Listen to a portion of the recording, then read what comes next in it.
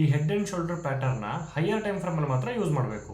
ಈ head and shoulder pattern ಅಂದರೆ ಮಾನವನ ದೇಹ ಹೇಗೆ ಹೆಡ್ ಶೋಲ್ಡರ್ ಎಲ್ಲ ಇರುತ್ತೋ ಹಾಗೆ. ಸೊ ಈಗ ಫಾರ್ ಎಕ್ಸಾಂಪಲ್ ನಮ್ಮ ಒಂದು ಮಾನವನ ದೇಹ ಈ ಥರ ನಾನು ಪ್ಲೇಸ್ ಮಾಡ್ತೀನಿ.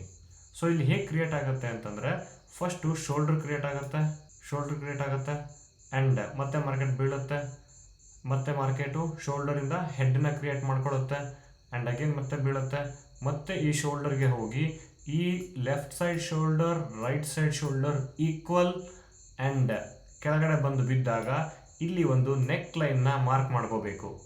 ಯಾವಾಗ ಮಾರ್ಕೆಟು ನೆಕ್ ಲೈನ್ನ ಬ್ರೇಕ್ ಆಗುತ್ತೋ ಮಾರ್ಕೆಟ್ ಡೌನ್ ಸೈಡ್ ಸ್ಟಾರ್ಟ್ ಆಗಿದೆ ಅಂತ ಅರ್ಥ. ಯಾವಾಗ ಈ ಪಾಯಿಂಟ್ನ ರಿಟೆಸ್ಟ್ ಮಾಡುತ್ತೋ ಅಲ್ಲಿಂದ ಮತ್ತೆ ನಾವು ಶಾರ್ಟ್ನ ಮಾಡಬಹುದು.